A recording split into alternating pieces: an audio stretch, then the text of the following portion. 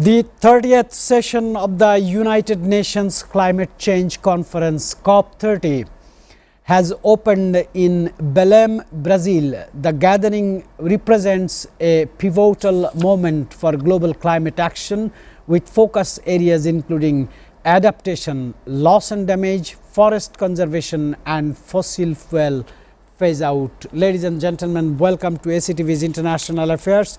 Broadcasting from SATV's Dhaka studio. In my studio, we have our international affairs commentator Shamsul Alam Pantho, and from Washington DC, we will have SATV's geopolitical correspondent Norman Floyd Barnes, who is very experienced on his particular issues, especially on international issues. Norman, I will begin with Shamsul Alam Pantho because he has the latest follow-up, sir.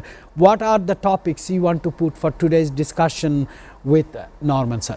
Thank you so much, Mr. Kanchan, and of course a very good afternoon to my viewers in Bangladesh, and welcoming Mr. Norman Floyd Barnes from Washington DC. I want to begin with the news that comes out from the United Kingdom. A British Broadcasting Service BBC's Director General Tim Davie and a news CEO Deborah Turner's resigned over Trump documentary edits. These documentary says that they have twisted and turned the words of US President Donald Trump, in which these two massive giants at the BBC had resigned. I understand this is a live situation, and alongside we see the US Senate advancing a deal to reopen the government after centrist Democrats strike major deal to end the shutdown, which I'm sure Norman Floyd Barnes is going to touch up upon. And of course, the US President Donald Trump is meeting Ahmed al-Shara, leader of Syria, who is of course a rebel fighter turned head of state. This also could mean that Syria could become the newest nation to join the US-led coalition against the Islamic State. Exactly, sir. There are so many developments with Norman, as well as I was hearing the CNN live from television that Democrats has come in a deal. They will compromise with Republicans. If Republicans will agree and commit them, then they will take care about the healthcare issues for the American people. And probably in 2-3 days, Americans people will see the shutdown has gone, but it may take another 3 days. Norman, I think you have the latest development because you cover Senate, you cover Congress and White House and Oval Office as well. Let us know what's the latest development from Washington. Norman Floyd Barnes. Good morning from Washington, D.C. Today is Monday. Yesterday, the Senate took a session in place where several Democrats, 10, I believe it was 8 to 10 Democrats decided to propose a deal to the Republican Senate, and which they voted on 60 to 40. So it was a compromise that the Democrats will come over and they will sign the bill to push forward the government to reopen. The conditions is that they will, at a later date in January, readdress the issue of affordable health. They requested to extend it for another year. And also, they also put provisions in there for SNAP to be continued, and also for the furloughed federal employees to able to be paid and come back to work.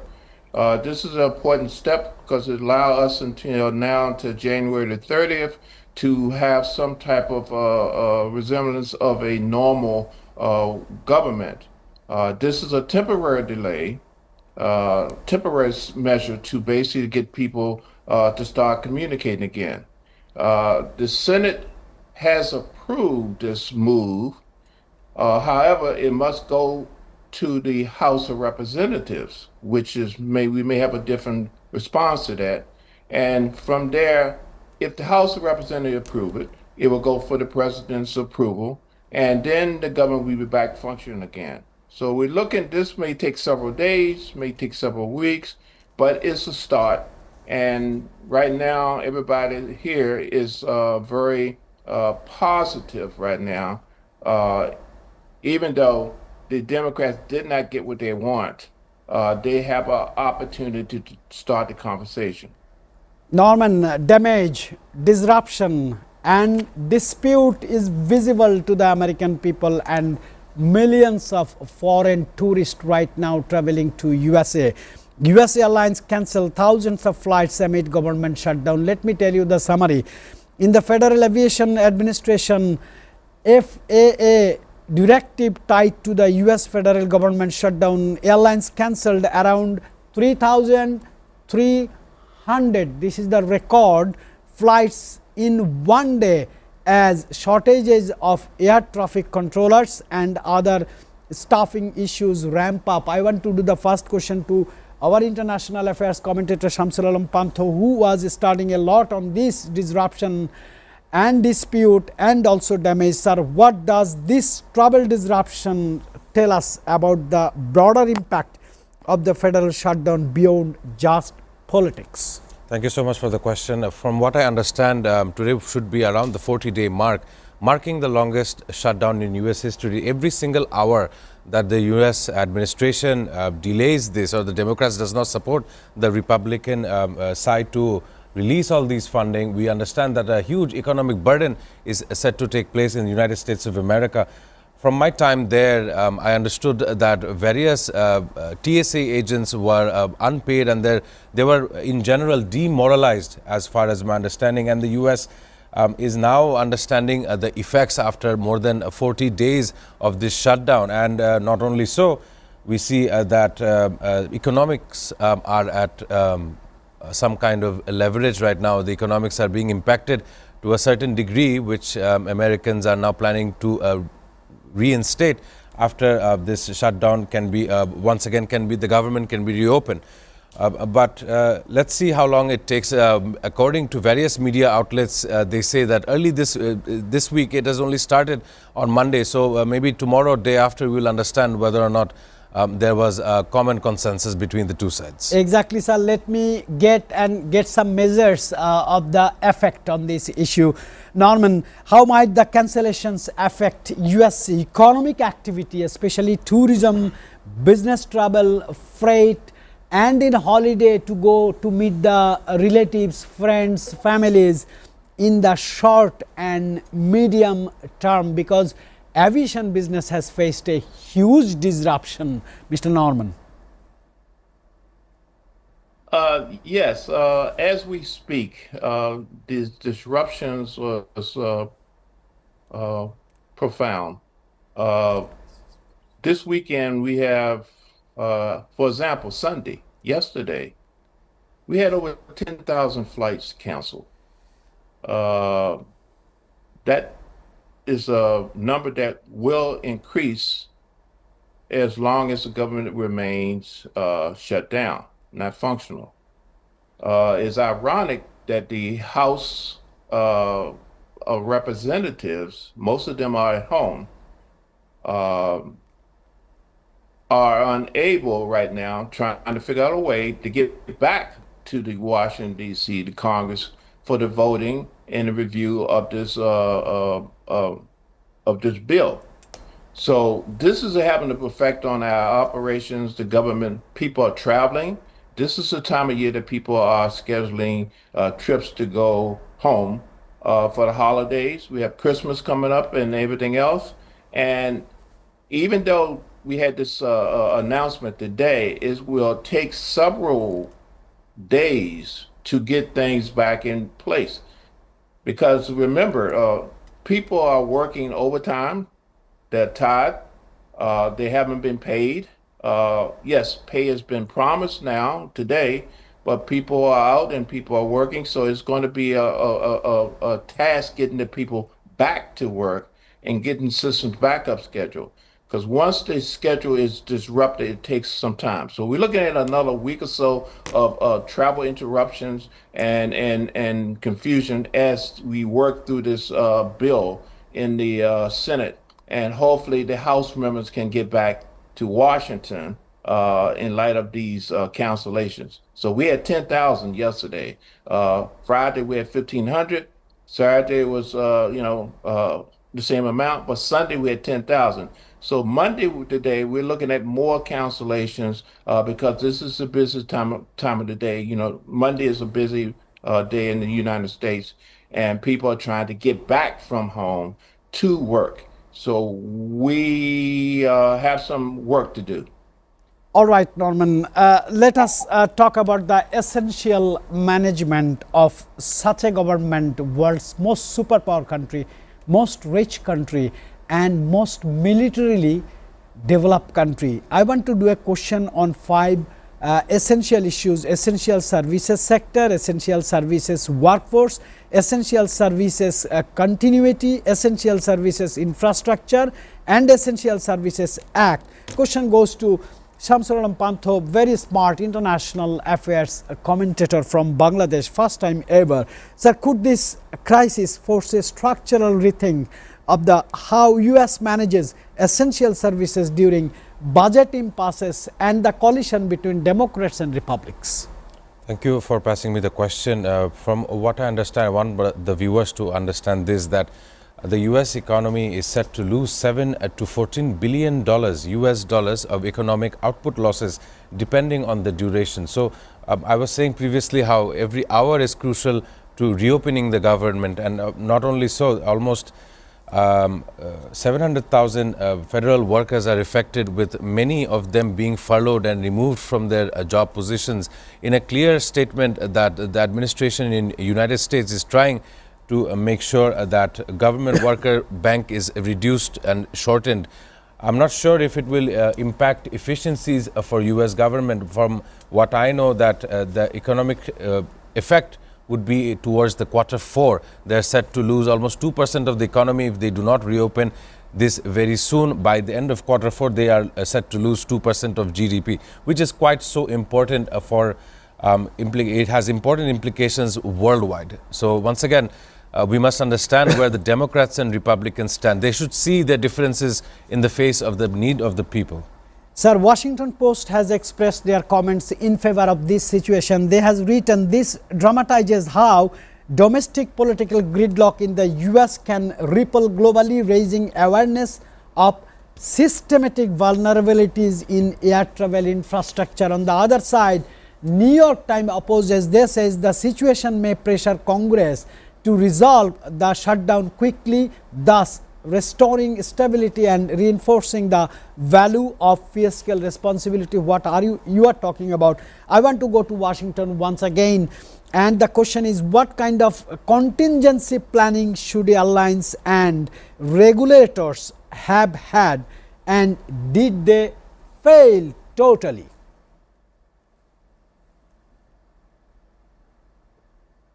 Hello? Yes, Norman. Norman, it's for you. What are we are the question is based here, woulda, shoulda, coulda type of question. There's, as you see, there's no contingency when there's no budget. And the issue is that we must have in the future, the United States must have a contingency plan,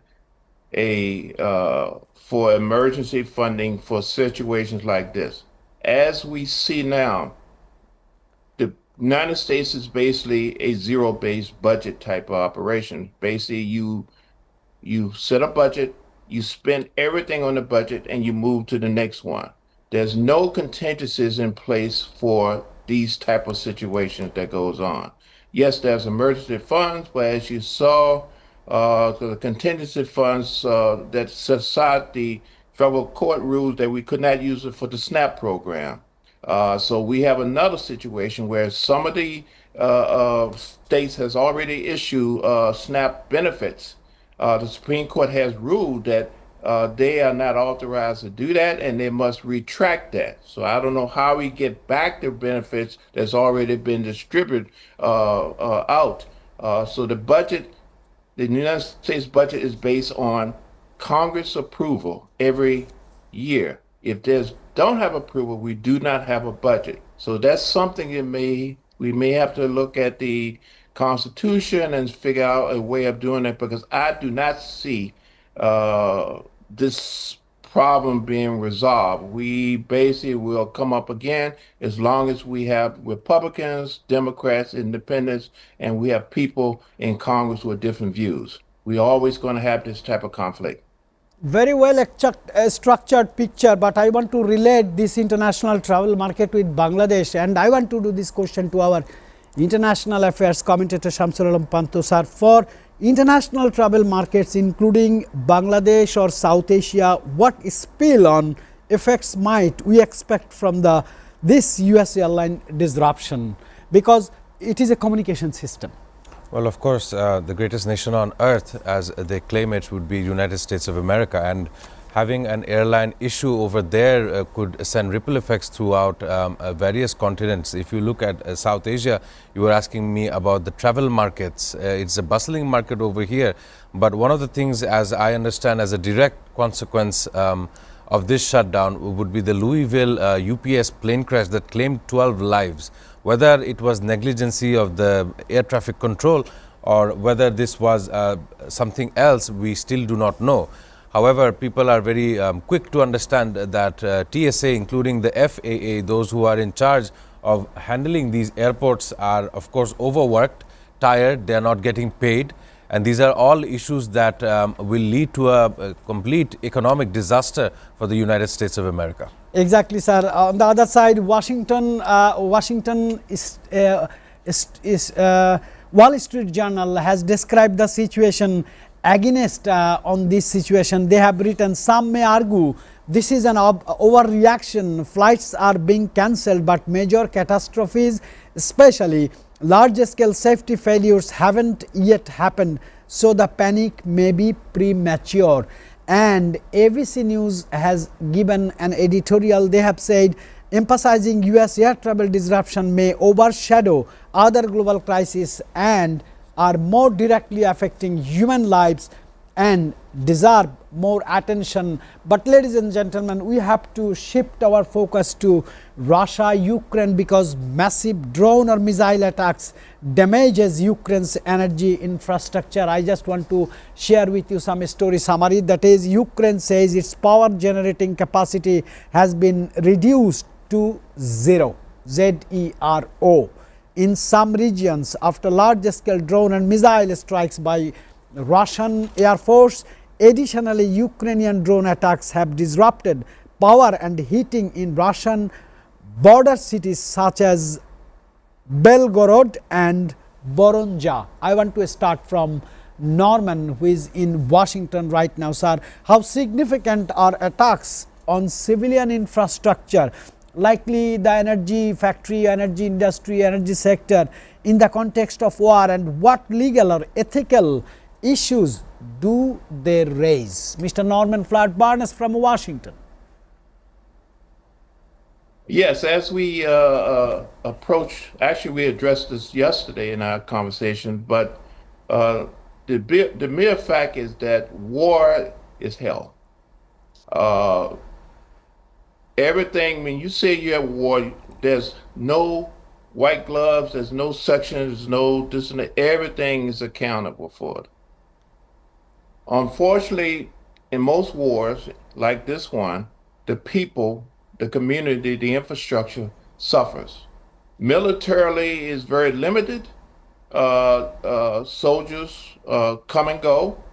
We get soldiers from all over the place, but the infrastructure is affected. The winter is coming. As we address, the weather will have an effect, and by focusing your aggressions, military aggressions, on the infrastructure, schools, hospitals, water sources, power, energy, it will have a eroding effect on the morale and the level in which the people can resist. It will come to a point where there is, as you mentioned, zero support, zero infrastructure, zero everything. How can you continue to fight? You can't. It comes to a situation where you do not have the physical resources to maintain, even to survive, even to eat, stay warm, and run a government. So it looks very bleak And it appears that the strategy for the Russian government is highly effective. And with the drones attack, it's going to be a very long winter in Ukraine. All right, sir. Before I go to the break, I must have a question to our international affairs commentator Shamsulalam Pantho, because yesterday he was describing to us during the show that if natural calamity like a huge cold or winter is coming to Ukraine, what will be the consequences? That's why I prepared a question for him, sir. What are the implications for Ukrainian civilians facing winter without reliable electricity and heating? Because I personally visited Ukraine, that's very cold zone. Thank you, Mr. Kanchan. Let me be very brief regarding this issue. Of course, a territorial warfare does need to have the impact of weather and seasons and how the terrain actually is. Right now, the temperature there is going towards the colder seasons, going towards winter. And of course, Russia seems to be using this method of attacking this energy infrastructure in order to restrict heating facilities for the Ukrainians. It will have a civilian impact. It will also have a demoralization effect between the Ukrainian fighters, and of course the Ukrainian leadership. Volodymyr Zelensky needs to rethink how to keep his nationals warm during this spell of winter that is approaching. All right, sir, we will go to the break. Before the break, I just want to put two very important media's comment on this particular issue. Russia Today, state-run television 24/7 English channel, says highlighting this story may increase international awareness and urgency around supporting Ukraine's infrastructure recovery and civilian protection. It is very appreciated because a state-run television, but they are also concerned about this. On the other side, France 24 said if it underscores the intercontinentals of warfare, infrastructure, civilian life and geopolitics, which the world must consider, not just frontline combat. Ladies and gentlemen, we will be back with the same Russia-Ukraine latest situation after a short commercial break.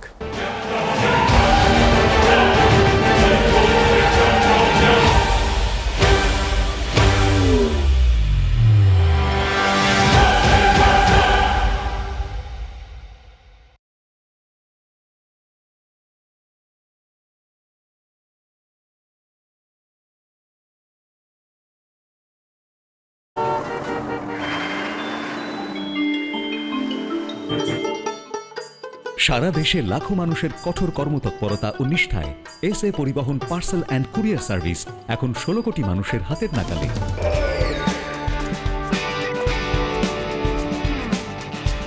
দীর্ঘ 30 বছর ধরে বিশ্বস্ততা ও দ্রুততার সাথে সেবা দেওয়ায় গ্রাহক সেবায় এখন শীর্ষে। বাংলাদেশে গ্রাহক সেবার সাফল্যের পর এসএ পরিবহন পার্সেল অ্যান্ড কুরিয়ার সার্ভিস এখন বিশ্ব বাণিজ্য কেন্দ্র সিঙ্গাপুরে। আপনার যে কোনো পণ্য সিঙ্গাপুর থেকে বাংলাদেশে বুকিং এর জন্য যোগাযোগ করুন। এসএ পরিবহন private limited, logistics parcel and courier service, 22 Roberts lane, Singapore 218302। Phone 0065 629 24900।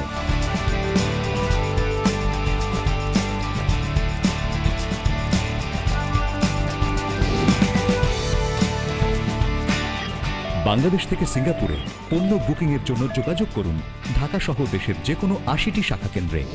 SA পরিবহন পার্সেল অ্যান্ড কুরিয়ার সার্ভিস, আপনার সেবা সব সময়। Welcome, Grand Palace Hotel, Dhaka. A majestic lobby blending timeless elegance with modern design. Experience 5-star comfort in suites and rooms. Sophisticated fine dining restaurant. Crystal clear swimming pool for ultimate relaxation. Modern gym and serene spa for well-being.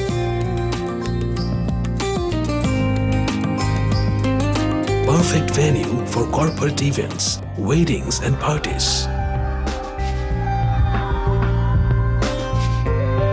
Seamless and secured. Elegant and eye-catching design. Indulge, relax, Discover.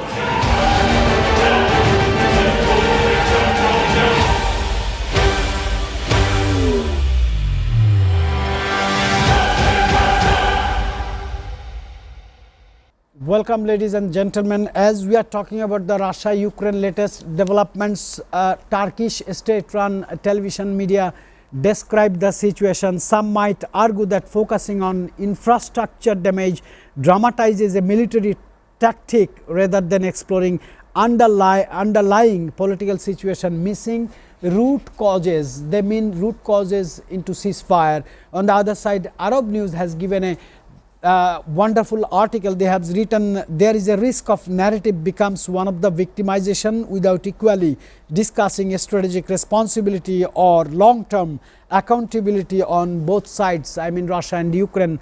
Let me start from Norman Floyd Barnes from Washington DC. Sir, what does this escalation say about the likely trajectory of the conflict between Russia and Ukraine, because time has gone more than 3 years?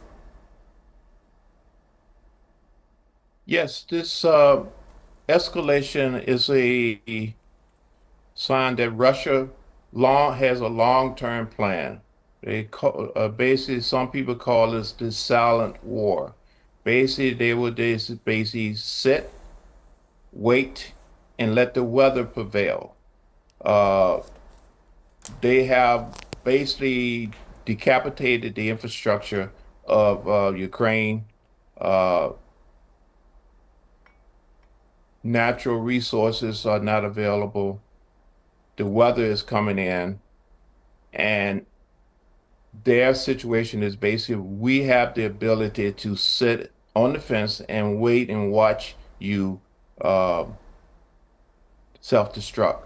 So it's not a good situation. It's not a situation where Russia feels that they have to rush in and attack. They just have to be there, because it appears that the Ukrainian will have a time where they will actually have to submit and seek help. The help may come from other places, but again, Europe is preparing for winter also, and they have to have same issues. The possibility of having refugees leave the country like they've been happening before is increasing. The environment is such that no one will be able to sustain itself in Ukraine under the current situation. So Russia knows this, and they have basically created an environment where no one can sustain itself, and the enemies will have to come out and come to them for relief and help. Very structured comment, Norman. I really appreciate your knowledge and your experience, your wisdom. I just want to wrap up this issue because we have to look at Brazil. Their COP30 is already started. Sir, I just want to, last question, how might this affect Europe's energy security or global concerns around nuclear safety given power cuts around nuclear facilities? And this will be my last question regarding Russia-Ukraine issue.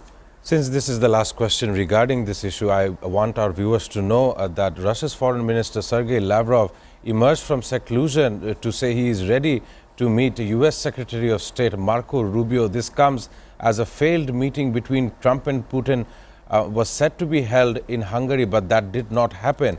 Whereas both Russia had started testing its nuclear capacity, torpedoes, and immediately so China and the United States has followed.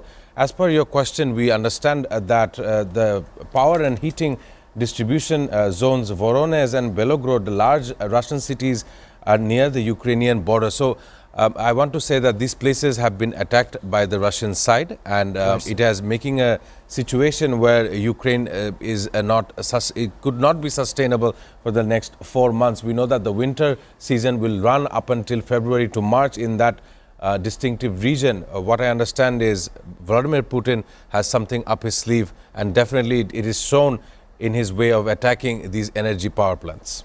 because this gentleman is really unpredictable. I heard from reliable source, he doesn't use smartphones, he doesn't use social media, he doesn't use social networks, he doesn't watch color television, he watch a black and white television and he listens radio. Ladies and gentlemen, let's shift to COP30 climate conference already started in Brazil, the 30th conference of the parties. Name is beautiful, Conference of the Parties, COP 30 of the United Nations Framework Convention on Climate Change is already starting from Brazil city Belém and Brazil's Amazon region. With world leaders gathering to focus on climate adaptation, loss and damage and reducing greenhouse gases. I want to do first question to Mr. Norman, because you are also following from Washington, sir. What are the most critical outcomes we should expect or hope from COP30 this time, and how likely are they from your point of view, sir? Yes, we addressed my beloved Brazil. I had a fortunate time to spend some time in Brazil years earlier playing sports. But the COP30 summit in Brazil is addressing critical issues regarding loss and damage funds. Basically, what's happening is that there have been commitments to provide funding for climate change and response and helping other countries. But the issue is that wealthy countries are still falling short in their promised targets and commitments. So the issue is basically, how do we get these wealthy countries to submit and provide the funding and the resources and the support that they committed to, promise. So the discussions is going to be one on how do we come together, put together some numbers, and how do we address and respond to the loss and damages that is experiencing around the world. As we speak, there's additional, we're dealing with typhoons, we're dealing with hurricanes, and we have no idea what is going to happen next. These things are going to continue. So they have to have proper funds and resources and commitments from all the countries involved that they will support this act. So the conversation continues. Right. For some reason, if we get disconnected with Washington, with Sir Norman, production team, please carry on and reconnect him. I want to do a back-to-back question to Norman, as you have very time limitation this time. Sir, how important is the loss and damage agenda? You are talking about loss and damage agenda for developing countries versus mitigation in this round, because negative words are also, we are hearing from few of the frustrated, disappointed, demoralized and upset country leaders.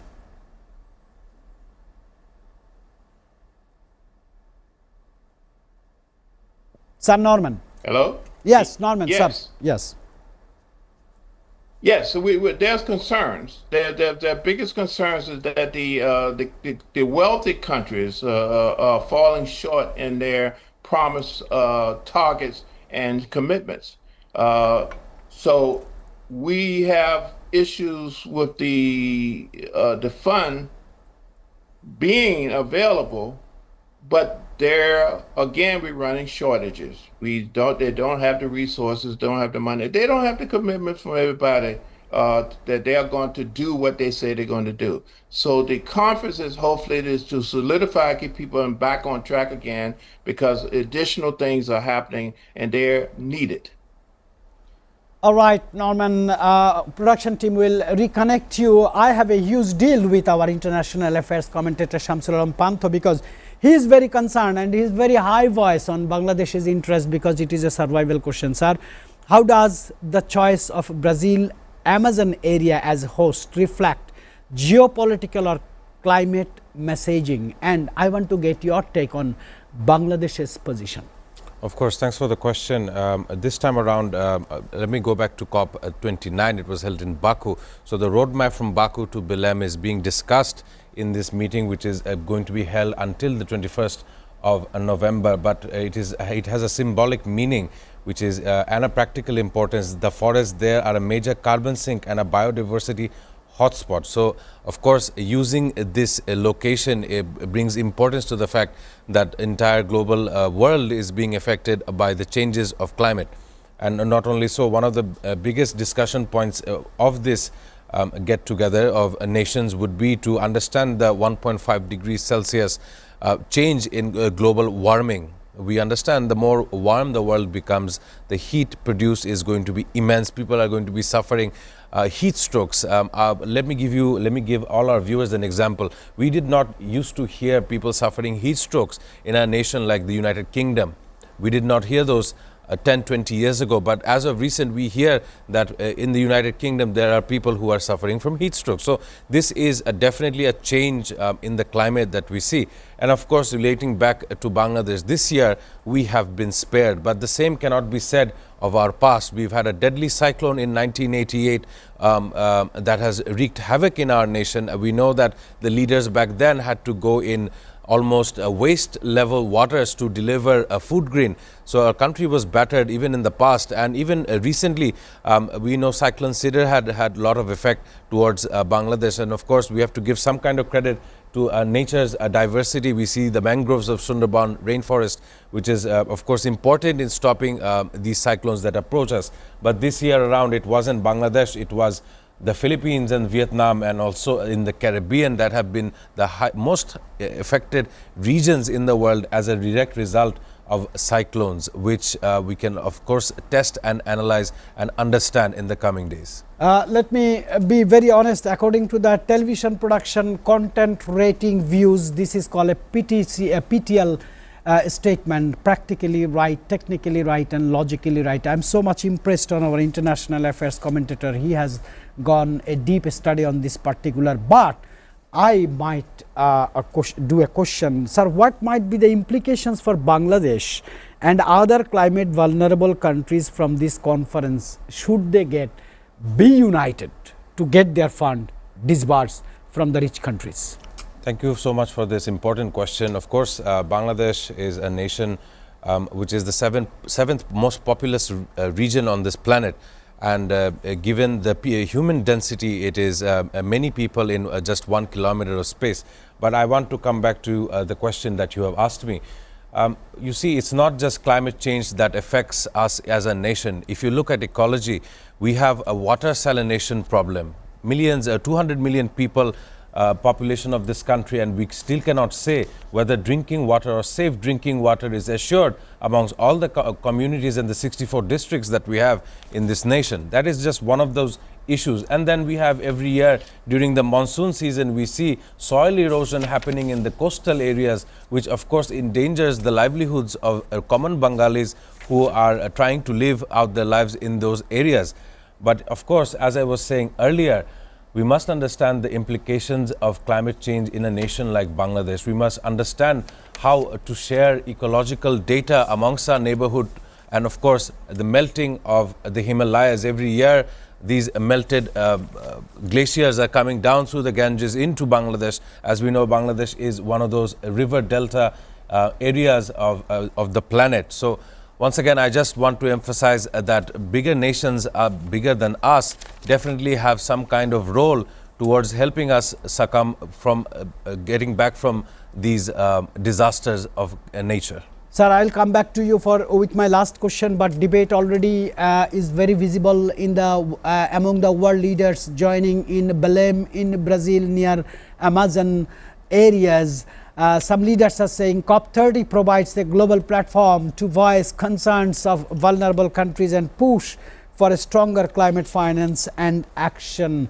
And other leaders are saying the hosting by Brazil gives visibility to the Amazon region and ecosystems that matters globally, offering a chance for environmental diplomacy. This is new term I have got today, environmental diplomacy. And against this seminar, against this COP30, we are getting also feedback from there are risk of conference becomes yet another meeting with lofty declarations and weak implementations and follow through.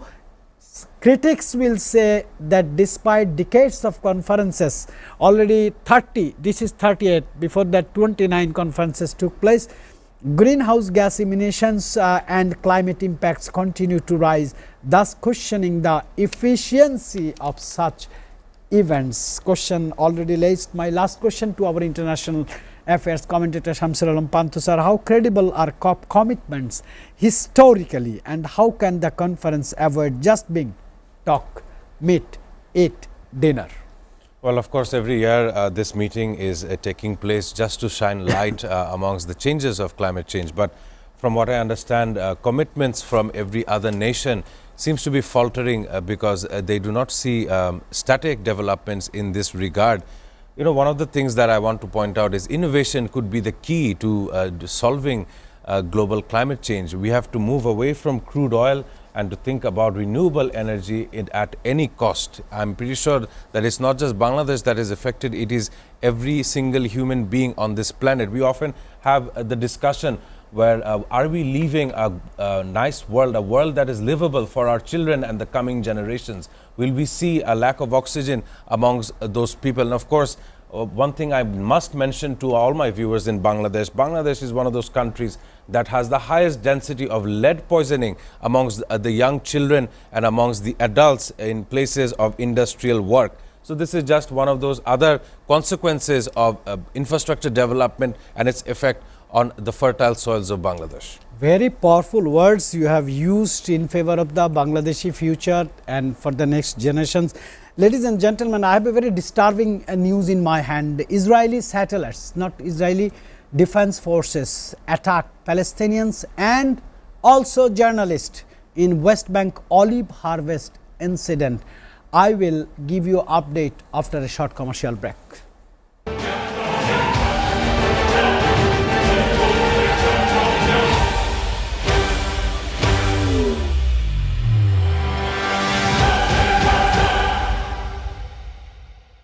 First 5-star chain hotels in Bangladesh. Grand Palace Hotel Dhaka, 22 Kakrail, Dhaka, Bangladesh. Welcome to Grand Club at Mirpur 10 Dhaka.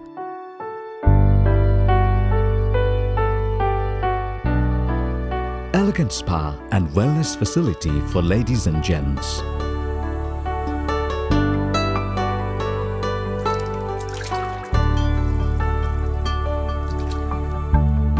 Play pool and snooker in international standard billiard zone.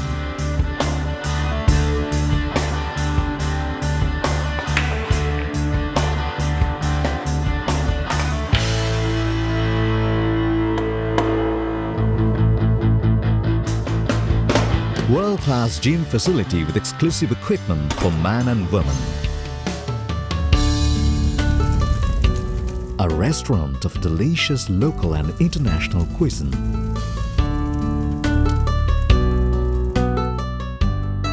Fully air-conditioned building with spacious banquet, car lift, sky view rooftop restaurant, all in one.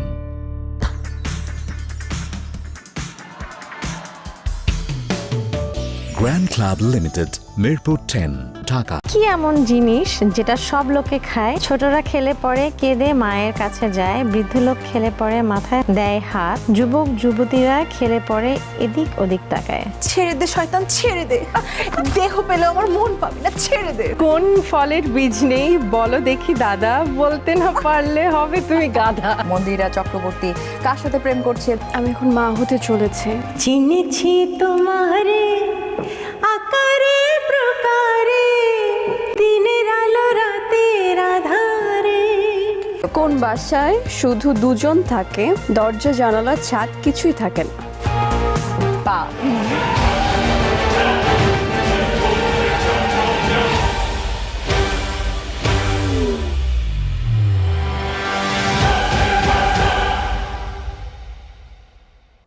Despite ceasefire, it is not IDF, Israeli Defense Forces, it is Israeli satellites attacked Palestinians along with journalist in West Bank olive harvest incident.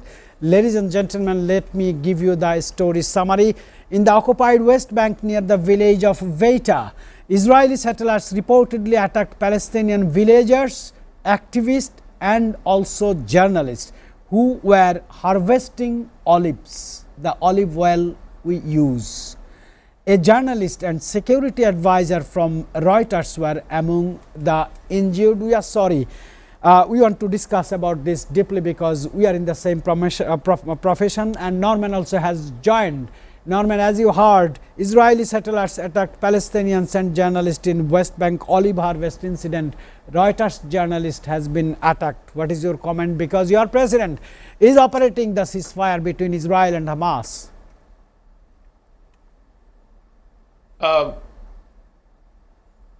The response to that is basically as expected.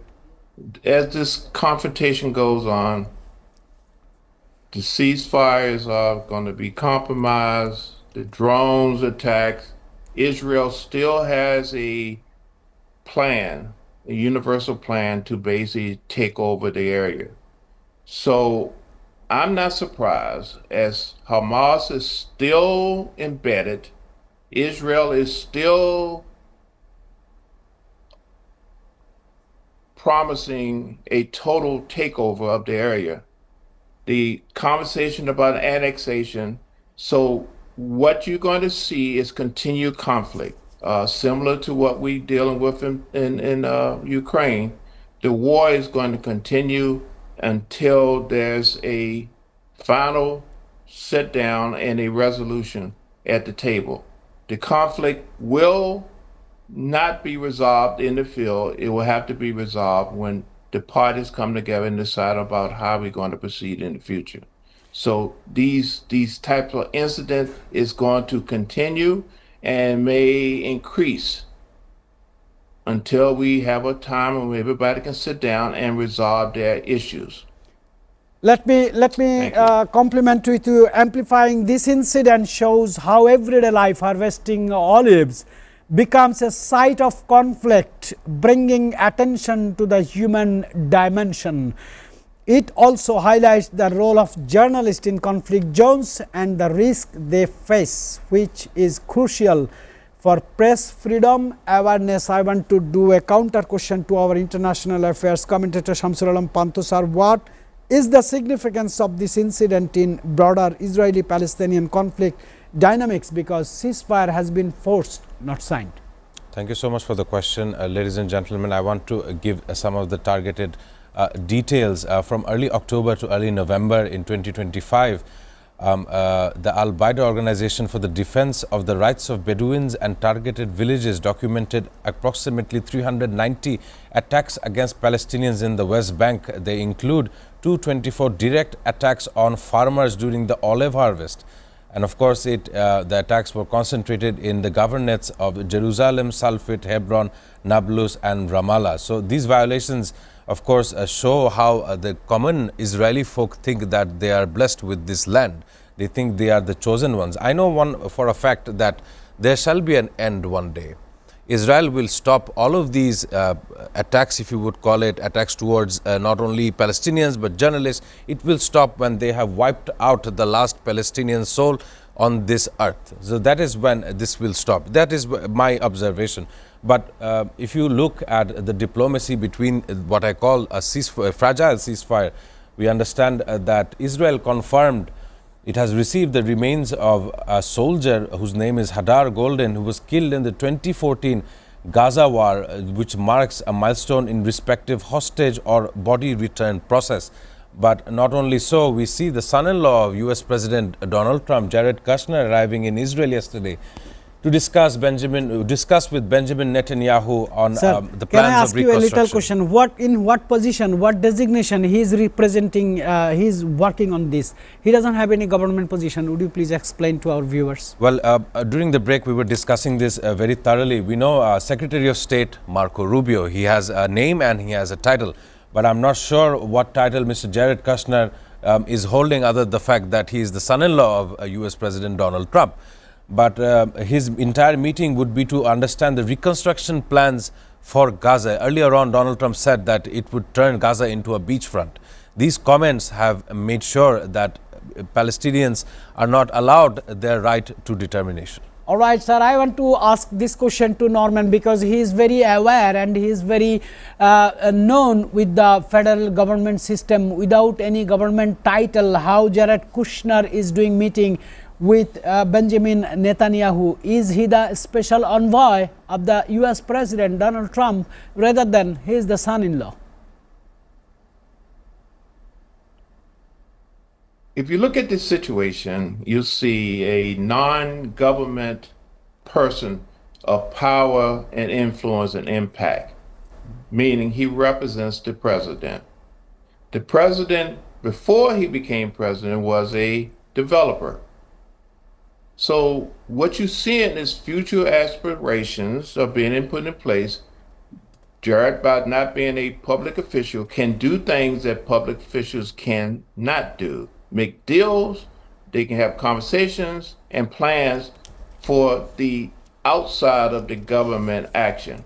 Basically, there was a fraudulent slip about the beachfront resort thing. Everybody heard it, what's going on. So it gives the appearance that they have a financial future plan to build resorts, to also build the continued Trump industrial development plan for the future. So Jared represents what the family and the developers want to do, and he can move and gravitate because he has influence and impact, but he's not restricted by the government. So deals are being made. That's what the Trumps do. All right, sir, our international affairs commentator from day one started to say this is a fragile ceasefire and he is still stick on that, and we have seen the reality. I appreciate him for his very foresightness on this issue. Sir, I have the last question for you. How does violence targeting civilians and journalists affect freedom of press and neutral reporting in conflict zones? Because Israel is only the country who has restricted journalists to enter into the conflict zone in Gaza, in West Bank, in Palestine, even in some cases in Tel Aviv, Jerusalem, Bethlehem. Would you please explain, as a journalist, you are concerned about that?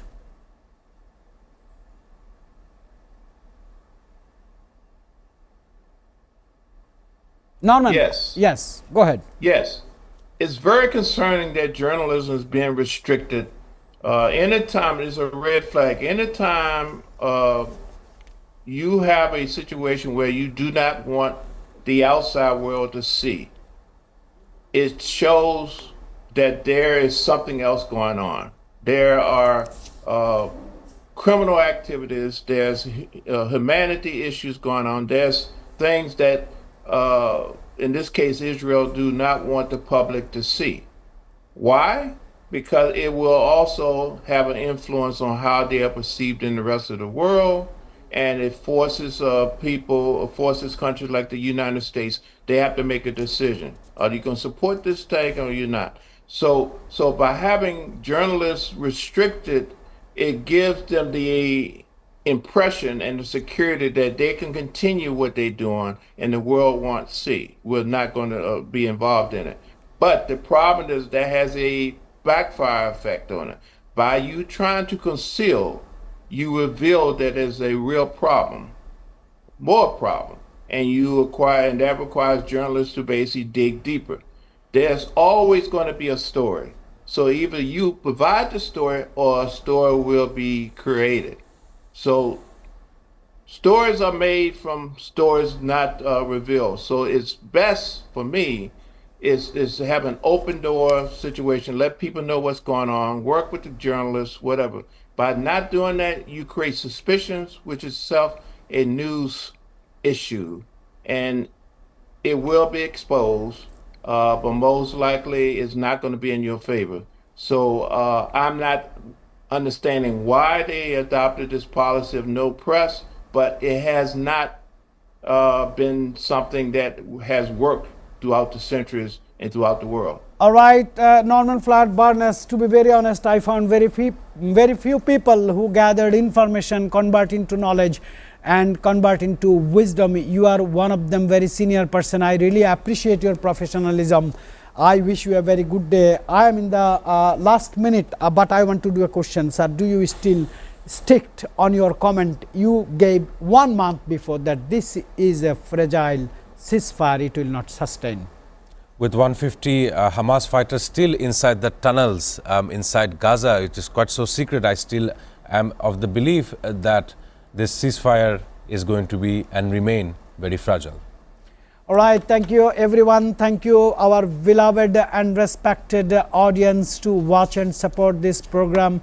We will be back on tomorrow with new updates, new news, breaking stories and world's latest situation. We'll see you tomorrow.